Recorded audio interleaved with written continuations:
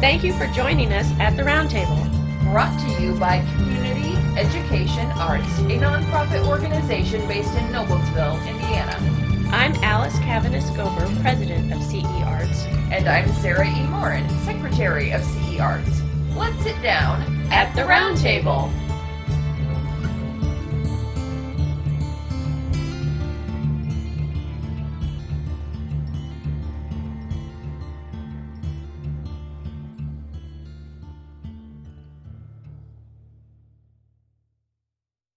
Joining me today at the Roundtable is musician Eric Salazar. You can find out more about him at ericsalazarclarinet.com. He's a wonderful musician. I've listened to some of the stuff that you have on your website that we can hear snippets of.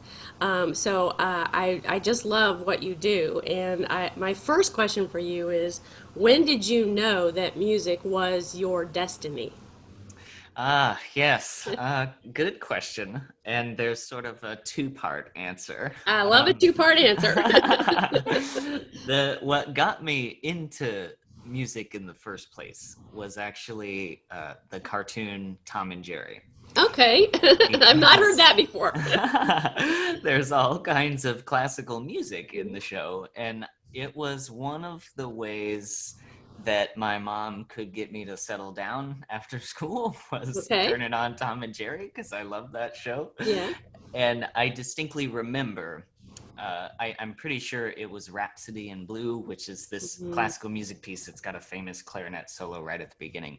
Yeah. And I think I remember hearing that, and I just went, oh, I want to do that. And then in general music class, we watched this video of here's what every instrument sounds like. And when I heard the clarinet, I went, oh, that's the Tom and Jerry thing. Connections. Right. So then when I was old enough to select an instrument for band in 6th grade, I was like, clarinet. There was I didn't even try any other instrument. It was just clarinet, because that's the sound I remembered loving. Yeah. I think that's gonna be my favorite answer to this question ever. Go ahead. And I loved the cartoon, so I figured, why not give it a try?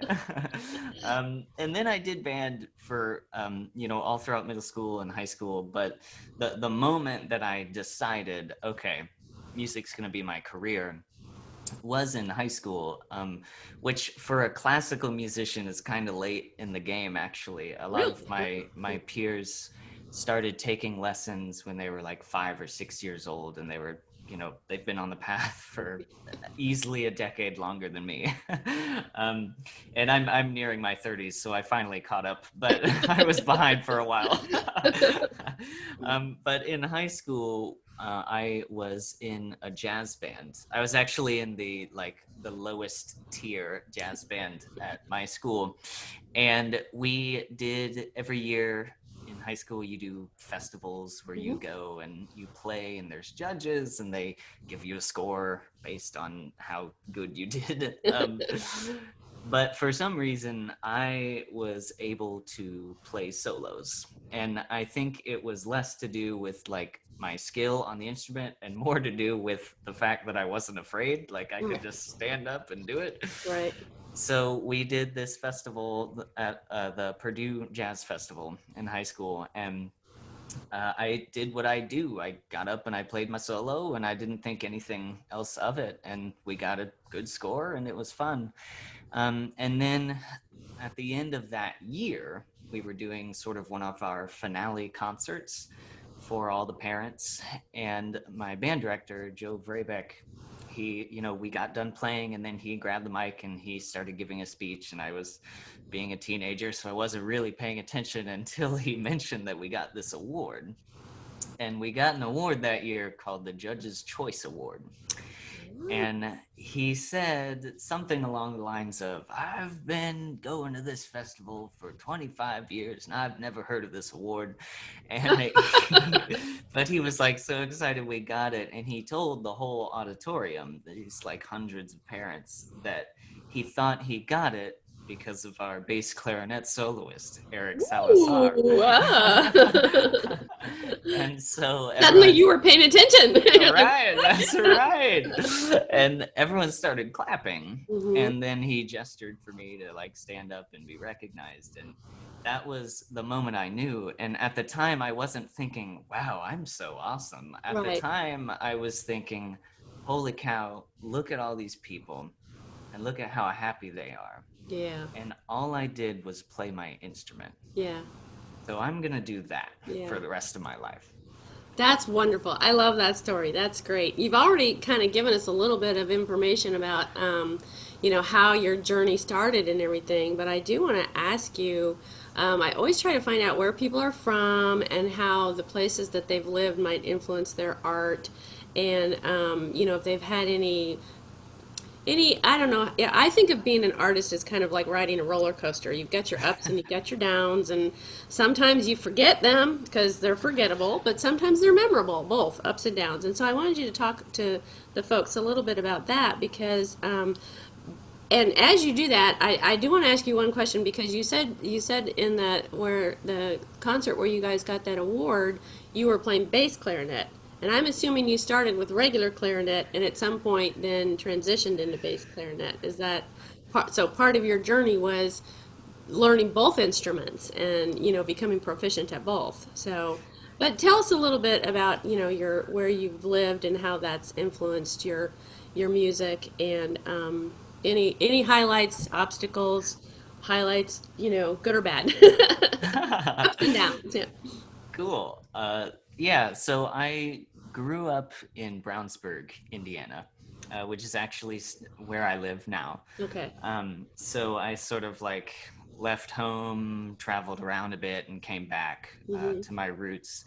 But it's now I would call it a suburban, like it's super suburban. But when I was growing up, it was transitioning from a rural hmm mindset to a suburban one. So a lot of my memories of this town are actually just endless cornfields Yeah. everywhere, and Right. there's a couple neighborhoods, Yeah. but it's mostly cornfields, and Yeah. we have the marsh and the movie Yeah. theater. Yeah. So it was growing up was pretty rural, um, and my grandpa was from Mexico, so I've got that Mexican heritage, hmm which um, I would say for sure has influenced my interpretation of rhythm. Yeah. Oh, definitely. I'm sure. Yeah. How could it um, not, right? I mean, Right, yeah. So it was interesting, growing up in a very rural town and having a Mexican last name, but I got through it okay. I had my brother to look after me, so Yeah. that was good. But yeah, I did, like I mentioned, a lot of my peers in the classical music world they've done what I would call the traditional classical musician path, which is where you start lessons at like 6 years old and that's your instrument and you do that. And by the time you're in your late teenage years, you've been studying, vigorously for over a decade. And I kind of did not do that. We just didn't really know that you were supposed to take lessons, and I Right. wasn't really serious yet It either. was at school, right? I mean, it might be Yeah. at school. Yeah. hmm Yeah, my relationship with music for the most part until that moment I described earlier was, oh, this is just the fun thing I do and I get to hang out with my friends and it's great. But I did end up getting serious about it around the age of 18, which I mentioned is so late in the game Yeah. for classical music. hmm It's also, coincidentally, one of the reasons that I have, I would say, pretty unique interpretations hmm and pretty unique approaches to creating music, because in my formative years of being a human being, I didn't have someone telling me, this is the way you make music. It was Right. all exploration, Right. which that's sort of one of my traits now as a professional. Is I can't say I play everything perfectly, but I can say it's definitely unique what I do. Yeah. I um, love that you have that open-minded approach to even classical music, and what you can do with it. Not that there's anything against being the strict classicist, or the purist, if you will, Right. and taking that more traditional path in your lessons and everything. But I'm self-taught as an artist, a painter, a writer, everything. So I mean, I love it when people come on the podcast and say, "Hey, I kind of do it my way." I'm like, Yeah. yeah. So Yeah. I did notice on your bio on the website you traveled a lot with your music, internationally and everything. And I having not traveled a lot internationally, I'm gonna say I'm guessing those were highlights.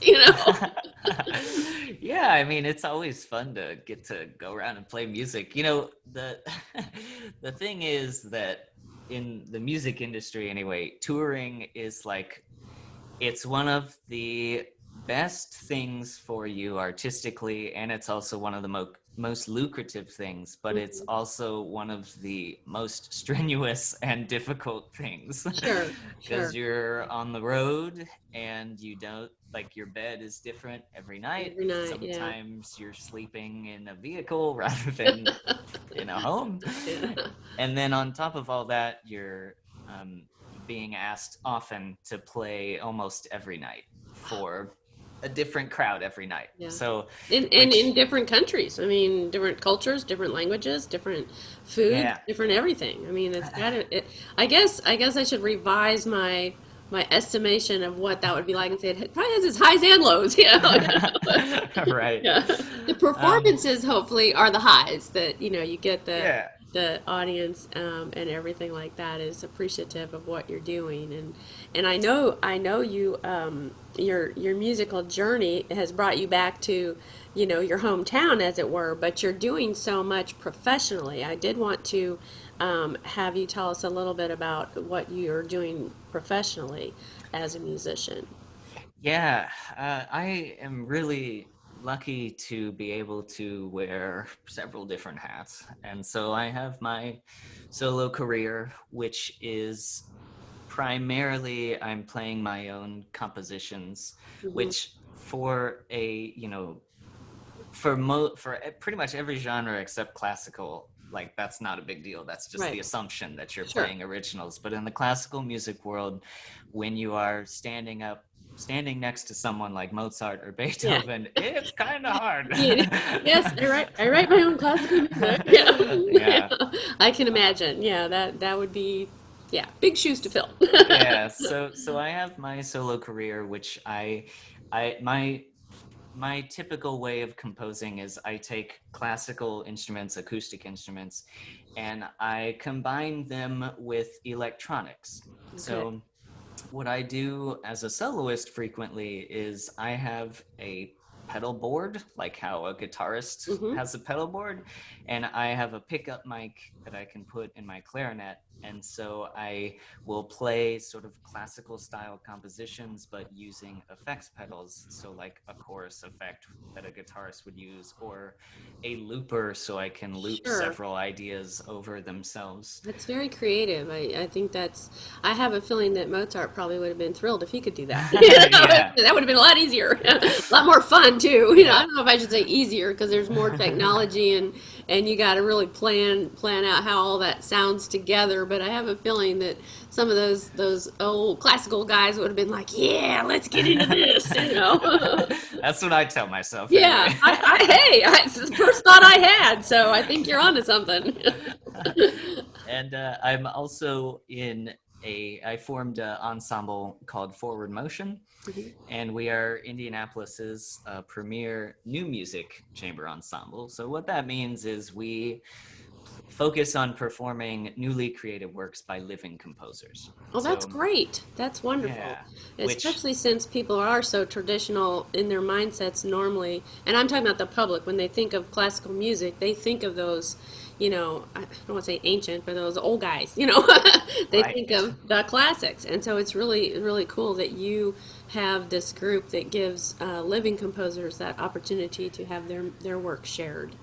Yeah, and lately we've been commissioning and premiering and recording compositions by Indiana composers, Yeah. and we're one of our sort of top secret, which is not a secret at all, goals is to show sort of regionally or even one day nationally that there is a presence for, this great kind of music in Indiana, because it's mainly like the places that people think of when you say like new classical music is usually Chicago and New York City.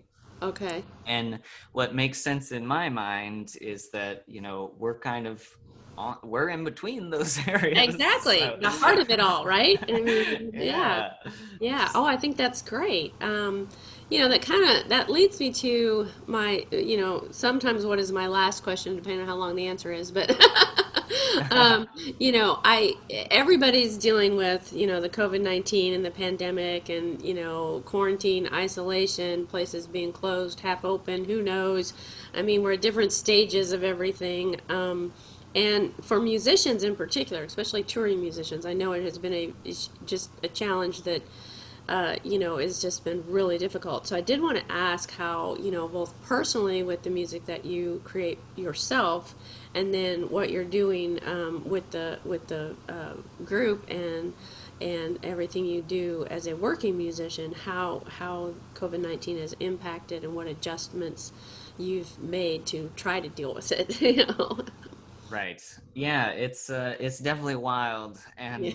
And for musicians, our art is temporal and geographical. Yeah, and We it's need to be performance. You want an right. audience there, Yeah. We need to be in a place with people, and it exists in that moment. Mhm. So it's been very challenging for me and for all of my friends that we haven't been able to do those live performances. Right. So it's been really draining to play with what I call it playing with a robot all the time, Yeah, yeah. because I've produced probably, oh, I don't even know. It's over a dozen music videos by Mm. now during this time, and I've released another album and have recorded another album, and we're putting the finishing touches on it. So I've basically just been just throwing myself into creating recordings Right. and video recordings as well. And that's been good in terms of keeping the work going and keeping the music going, but it's just not quite the same as giving a performance and seeing the audience there in front of you. And I've also done some of those, like I've done some live stream Good. Yeah. performances, Hmm. and those are fun too, because I feel like I'm performing again, but it's different when you're reading texts Yeah. as Exactly. opposed to like Yeah. seeing someone's face light Yeah, up. I've done a few of those kind of things with poetry because I write poetry and everything. And one thing that I thought often about with musicians and anybody who's doing any kind of performance art. Yes, you can do a live feed. You can put a video out there. You can keep creating. And COVID-19 has been great for us to just keep creating, create. Keep it going. But there's something very different about playing a piece of music or reading a poem out loud, and then there's silence. We're used to, oh yay, or well, okay, that's all right. But to have to kind of like mentally get in that headspace where you're going to perform, you're not going to get that oral, if that's a word, audio, that kind of feedback that you can hear and even see in that immediate moment, and you got to move on to the next piece or and that's a very strange feeling for performance artists, I think. I think that's one of the performance challenges in this virtual stuff that we're all trying to do. But I think it's great that you're doing as much as you're doing. And, there's there's no downside to creating more. And Yeah. I should tell our audience that you're going to send me some files that I can put up with the podcast, so the sound is, especially for musicians. I hate to say, oh, play something on the Zoom recording, 'cause I mean, I want your audio files to sound like you want them to sound. Right. So you're going to send me some of those that I can put up with the video and the podcast, and so I look forward to that. Okay, so tell the world that listens to our podcast How people can support you right now. Like I've already given your website, but do that again if there's, purchase these albums that you're creating. Tell us what you want people to know about supporting what you do. Yeah, sure. So, and I am a business minded, which is how I'm able to do so many cool projects. That's So great because not a I'll, lot of creatives are. So, well, I can thank my dad for that one. all right, But let's thank Dad. but I'll give it in terms of like level of commitment. Yeah. So if you like the sound of my voice or the way I look and you think, oh, that guy's kind of cool, then what you can do very easily is go on to Spotify or YouTube and stream my music for free. Okay. And I will earn 3/10 of a penny if you do Wow. that. Okay, how can we support you a little bit more than that? Well, that's the segue though. So what you can do is a lot of people will have playlists that they listen to regularly. Mhm. So if you go through my catalog and you find something you like, add my piece, something that I've done, one of my recordings, to your I listen to this every week playlist. Mhm. And that will make sure that I get like a few cents every week and Yeah. you pay nothing, which Right. is kind of a good deal. That's a great deal. Yeah, you can also, scaling upwards the level of commitment, if you think I'm super cool, then you can purchase music. And also, if you're a musician and you're interested in some of my compositions, you can purchase music and t-shirts and my scores that I compose on my website. So if you hear something you like, a lot of those scores are on my website. If you're a musician and you want to play it yourself, go for it. So that is way number 2. And again, my website is ericsalazarclarinet.com. And I'm pretty Googleable. So if you search my last name or if you search the Clarinet Guy, I will likely come up. And then the best way, though, that you can support me, outside of hiring me for a gig. Right. And if you've got one, let me know. Exactly. But outside of hiring me to perform maybe on your porch or to compose a piece of music for you, outside of that, one of the best ways you can support me right now is through my Patreon page. Okay. So Patreon, if you haven't heard of it, it is a creative subscription service. Mhm. So it functions like how Netflix does, in that you put in your information and you get access to the content, and then there's a small monthly fee associated with it. So I have a Patreon page, and if you get on my Patreon page, it's patreon.com/theclarinetguy. Then you can become one of my supporters, and what you get out of it is you get basically special video content that no one else has access to. And you also get a monthly track every week. So what I do is I compose, produce, and record one special piece of music every week. And I don't release it anywhere else. So this is the kind of stuff It's exclusive. Yeah. right. I It's love. not gonna end up on Yeah. Spotify or on YouTube. It's only on this page.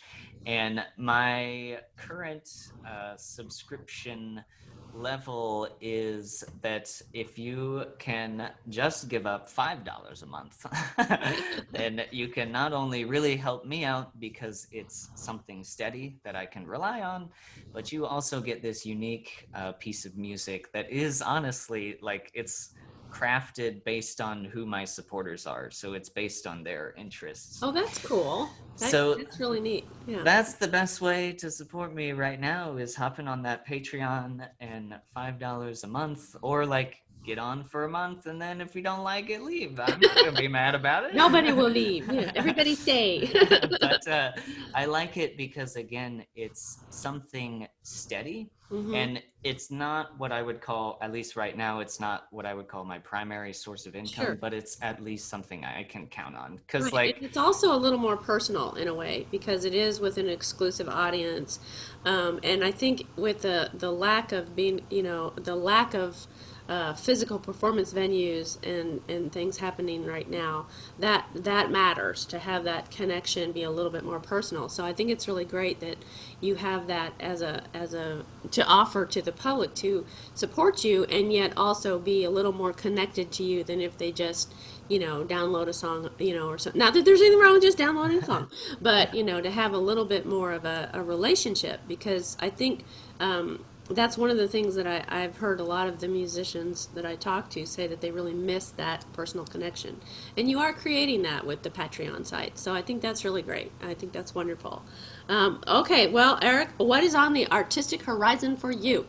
Other than all the stuff you've been telling me.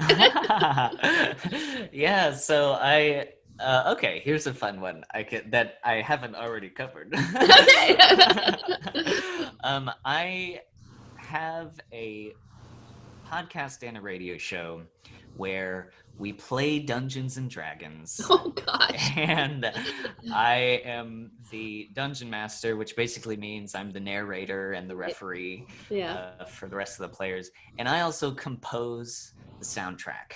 Oh my for the gosh, show. that's so cool. So in my mind, it's like a modern opera because That's exactly what I was thinking. Now tell everybody how they can participate with that, because that sounds awesome. Yeah. And if you're unfamiliar with Dungeons and Dragons, it's basically, to you, what it will sound like is improvised storytelling, where we have basically the game's rules to help us tell stories in a fantasy setting, and then my compositions are underneath it. And we are called Monsters and Melodies, and we play on WQRT here locally, and we're also available on all the podcast platforms.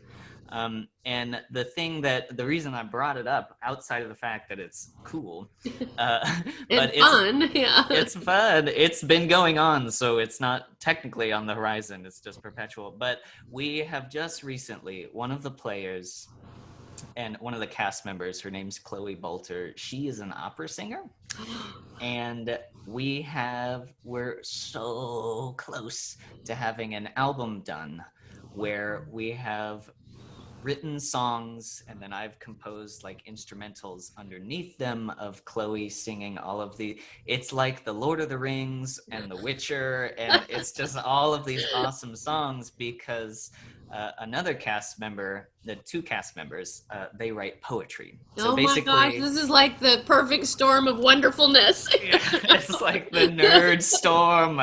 But we've got two poets that can write the text, and then Chloe comes up with the vocal melody, and then I lay in instrumentals. That's fabulous. Well, what a horizon! I mean, that's I love that we can end on that. For me, it's a visual. I'm hearing it. I'm seeing it. it's like, yes, it's coming.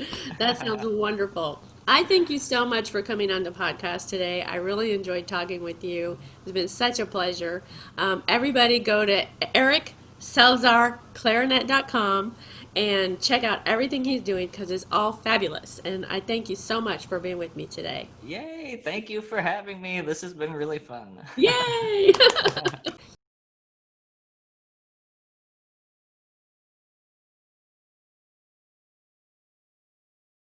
This has been At the Round Table with Alice and Sarah E. of Community Education Arts. Our nonprofit organization is based in Noblesville, Indiana. You can find us online at CEArts.org. We'd like to thank James Weston for writing our intro music and for his technical savvy. Join us next time at the Round Table.